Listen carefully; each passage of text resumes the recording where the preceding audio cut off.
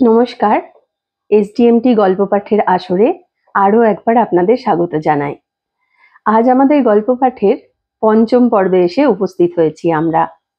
এই আসরে আমরা পড়ে শোনাচ্ছি তেতসুকো কুরোয়ানাগির লেখা এক কালজয়ী গল্প তত্ত্বচান, যার অনুবাদ করেছেন মৌসুমী ভৌমিক। আমাদের এই পর্বগুলি আপনাদের কেমন লাগছে? যদি ভালো লেগে থাকে আমাদের একটি লাইক দেবেন এবং আমাদের সঙ্গে থাকতে চাইলে আমাদের চ্যানেলটিকে সাবস্ক্রাইব করবেন। আপনাদের মূল্যবান মতামত সব সময় আমাদের কাছে খুব দামি। মতামত জানাবেন, শেয়ার করতে পারেন ভিডিওগুলি এবং আমাদের ভবিষ্যৎ সমস্ত ভিডিওগুলির নোটিফিকেশন পেতে বেল আইকনটি প্রেস করবেন। চলুন শুরু করি আজকের পর্ব। আজকের পর্বের হেডলাইন হাঁটতে যাওয়া। দুপুরে খাওয়ার পর বন্ধুদের সঙ্গে তত্ত্বচান বাইরে মাঠে খানিকক্ষণ খেলল। তারপর ওরা ক্লাসে ফিরে গেল। দিদিমণি ওদের জন্য অপেক্ষা করছিলেন।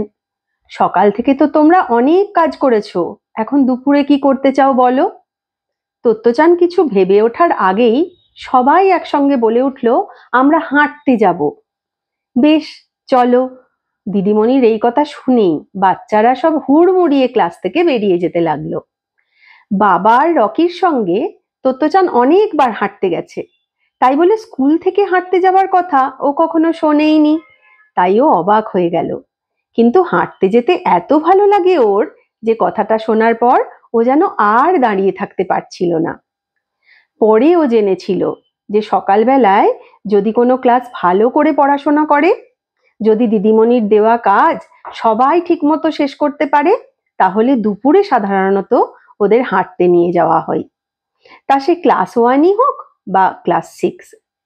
ক্লাস 1-এর 9টি ছেলে মেয়ে আর তাদের দিদিমণি সব দল বেঁধে চলল স্কুলের মাঠ পেরিয়ে সরু নদীটার পাশ দিয়ে। নদীর দুধারে মস্ত চেরি গাছ কদিন আগেই ফুলে ফুলে ঢেকে গিয়েছিল।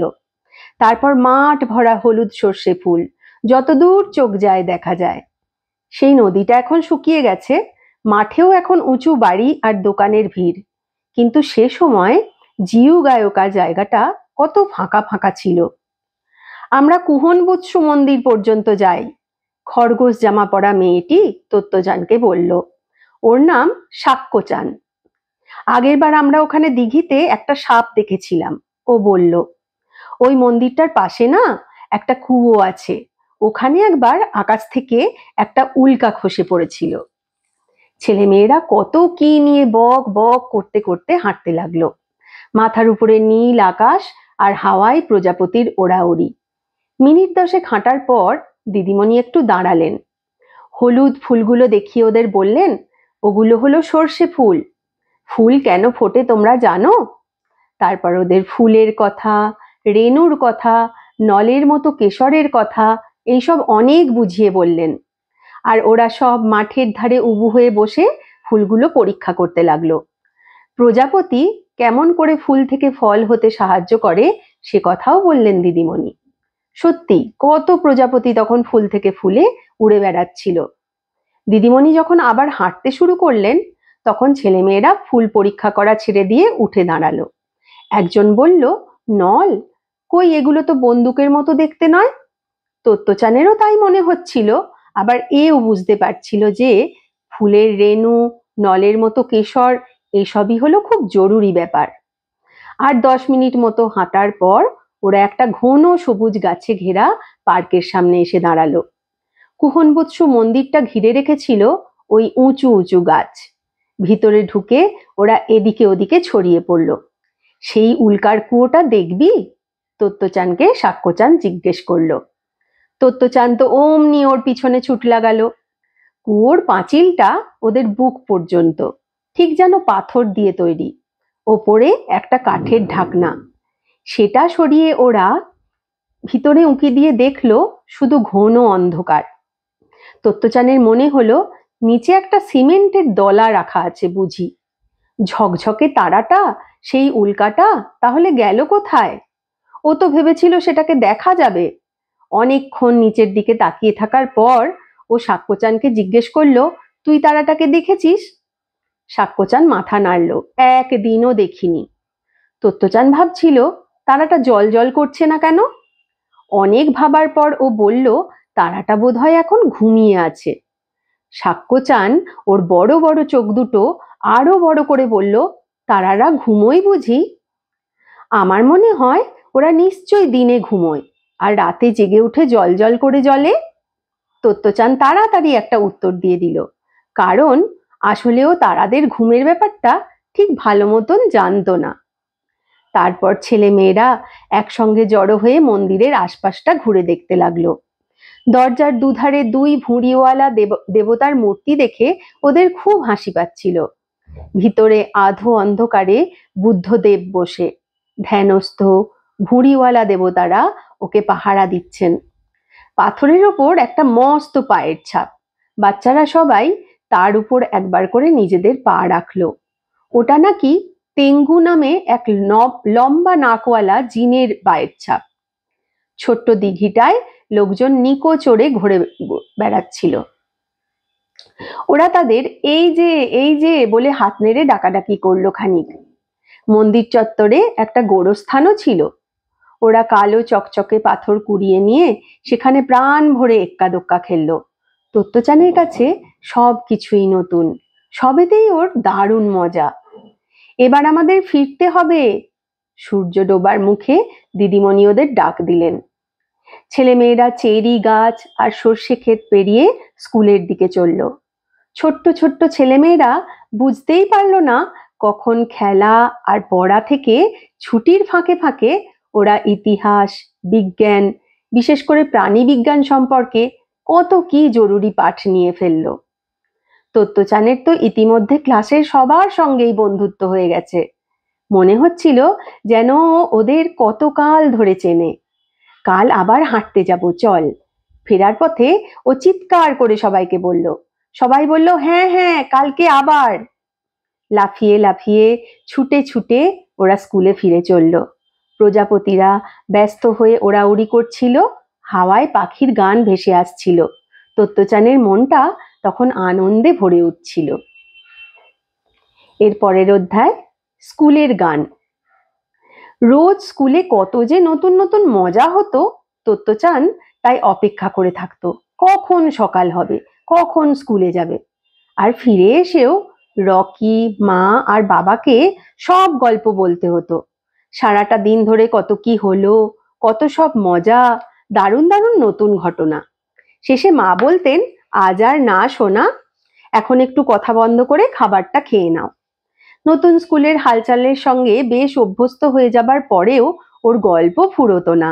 ওর এই আনন্দটা দেখে মায়েরও খুব আনন্দ হতো। একদিন স্কুলে যাবার পথে ট্রেনে হঠাৎ ওর মনে হলো, তোময়ের কোনো স্কুলের গান নেই। যেই না ভাবা, অমনি স্কুলে পৌঁছবার জন্য ও ছটফট করতে লাগলো। যদিও আরো দুটো স্টেশনের পর জিউ গায়িকা আসবে, তবুও আগে ভাগে দরজার সামনে গিয়ে দাঁড়িয়ে রইল, যাতে ওর স্টেশনে পৌঁছানো মাত্র ও লাফিয়ে কামরা থেকে নেমে পড়তে পারে। জিউ গায়িকার আগের স্টেশনে এক মহিলা নামবেন। উনি স্বাভাবিকভাবেই মনে করেছিলেন তত্ত্বচানও বুঝি সেখানেই নামবে। কিন্তু তত্ত্বচান যখন নামলো না, কেবল এই বুঝি দৌড় শুরু হবে ভঙ্গিতে দরজায় দাঁড়িয়ে রইল, তখন মহিলা বিড়বিড় করলেন, ব্যাপার কি কে জানে। ওর স্টেশনে পৌঁছানো মাত্র তত্ত্বচান মুহূর্তে উধাও হয়ে গেল। অল্প বয়সী কন্ডাক্টরটি যতক্ষণে গাড়ি থেকে এক পা বাইরে ঝুলিয়ে জিউ গায়িকা বলে চেঁচাতে শুরু করলো এবং যতক্ষণে পুরো গাড়িটা পুরোপুরি থামলো, ততক্ষণে তত্ত্বচান স্টেশনের গেটের কোন বাইরে পৌঁছে গেল। ওদের রেলগাড়ি ক্লাসরুমে ঢুকে তত্ত্বচান দেখলো যে তাইজি ইয়ামানৌচি এসে গিয়েছে। ও তখন ওকে জিজ্ঞাসা করলো, তাইচান, আমাদের স্কুলের কোনো গান নেই? তাইচান খুব বিজ্ঞান পড়তে ভালোবাসতো। একটু চুপ করে থাকার পরও বলল, মনে তো হয় না। নেই? তত্ত্বচান যেন ভাবনায় পড়ে গেল। আমার মনে হয় স্কুলের একটা গান থাকা উচিত। আমাদের আগের স্কুলের একটা চমৎকার গান ছিল। বলেই ও গলা ছেড়ে গাইতে শুরু করলো, সেনজুকো দিঘিতে অগভীর জল, তবু জ্ঞানের সাগর আছে মোদের অতল। তত্ত্বচান আগের স্কুলটাতে বেশি দিন যায়নি, আর গানের কথাগুলো বেশ শক্ত শক্ত ছিল, তবু ওর দিব্যি মনে ছিল সবটা, অন্তত ওই অংশটা তো বটেই। মনে হলো তাইচানের যেন গানটা বেশ মনে ধরেছে। ইতিমধ্যে স্কুলের অন্য ছেলেমেয়েরাও এসে পড়েছিল, আর সবাই তত্ত্বচানের কঠিন কঠিন শব্দগুলো শুনে মুগ্ধ হচ্ছিল। চল আমরা হেডমাস্টার মশাইকে বলি স্কুলের একটা গান লিখতে, তত্ত্বচান বলল। হ্যাঁ হ্যাঁ, চল চল বলে সবাই হেডমাস্টার মশাইয়ের অফিসের দিকে রওনা দিল। তত্ত্বচানের পুরনো স্কুলের গানটা শুনে আর বাচ্চাদের আবদার মেনে নিয়ে হেডমাস্টার মশাই বললেন, ঠিক আছে, কাল সকালের মধ্যে ঠিক স্কুলের একটা গান তৈরি হয়ে যাবে। ঠিক তো, সবাই মিলে বলে উঠল। তারপর সার বেঁধে অফিস ঘর থেকে বেরিয়ে এলো। পরদিন সকালে প্রতি ক্লাসে খবর পাঠানো হলো ছেলেমেয়েরা যেন মাঠে এসে জড়ো হয়। তত্ত্বচান বেশ উত্তেজিত, বাকিদের সঙ্গে ও অপেক্ষা করতে লাগলো। একটা ব্ল্যাকবোর্ড বাইরে এনে দাঁড় করিয়ে হেডমাস্টার মশাই বললেন, তোমাদের তমইয়ের জন্য একটা গান তৈরি হয়েছে বলে স্বরলিপির 5টা সমান্তরাল রেখা টেনে উনি লিখলেন, তোমই তোমই তোমই। তারপর সঙ্গীত পরিচালকের মতো ভঙ্গি করে বললেন, চলো সবাই মিলে গানটা গাওয়া যাক।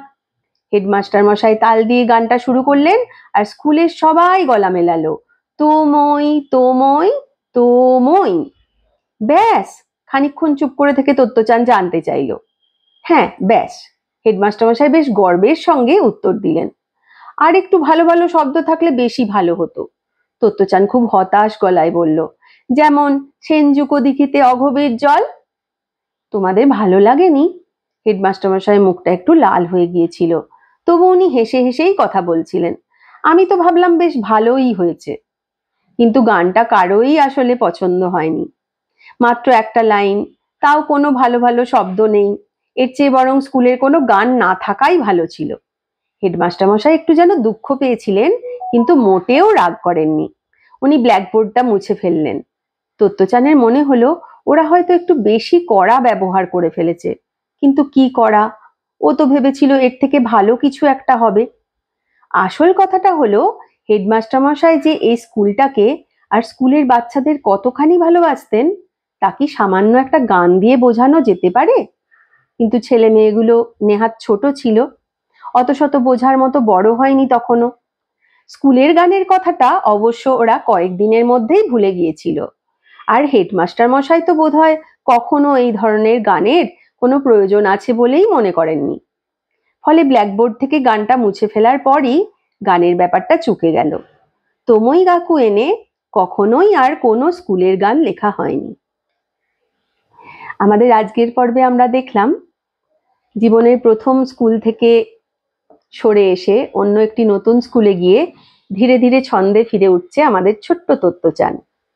আগের স্কুলের যে স্মৃতিগুলো ওর মনে খারাপ প্রভাব ফেলতে পারে, সেই স্মৃতিগুলো আস্তে আস্তে দূরে সরে যাচ্ছে। নতুন স্কুলের সবকিছু ওর ভালো লাগতে শুরু করেছে। এর পিছনে কারণ অবশ্যই সেই স্কুলের হেডমাস্টার মশাই। এই স্কুলের নিয়ম কানুন থেকে আরম্ভ করে পড়ার পদ্ধতি এবং কত কিছু না নতুন নতুন ভাবনা তিনি উদ্ভাবন করেছেন, যাতে ছেলেমেয়েরা আনন্দের সঙ্গে শিখতে পারে। যেমন আজকের এই বেড়াতে যাওয়ার ব্যাপারটা আমরা দেখলাম, এবং ছেলে মেয়েদের যে কোনো ছোট্ট ছোট্ট কথা, ছোট মতামত, ছোট কোনো তাকে সাজেশন দেওয়া, সেগুলো তিনি কত গুরুত্ব সহকারে দেখতেন, আমরা সেটা প্রতি পর্বে দেখতে পাবো। এতে ছেলে মেয়েদের কনফিডেন্স বাড়তো, ওরা দায়িত্ব নিয়ে ভাবতে শিখতো, দায়িত্ব নিয়ে কাজ করতে শিখতো। ছোট্ট তত্ত্বচানের এই যাত্রাপথের সঙ্গী হয়ে আপনাদের কেমন লাগছে একটু আমাদের জানাবেন। যদি ভালো লাগে তাহলে অবশ্যই একটা লাইক করবেন, এবং অবশ্যই আপনাদের মতামতের প্রতীক্ষায় থাকি আমরা। আপনারা মতামত জানাবেন। আজকের মতো এই পর্যন্ত থাক, দেখা হবে আবার পরের পর্বে। নমস্কার।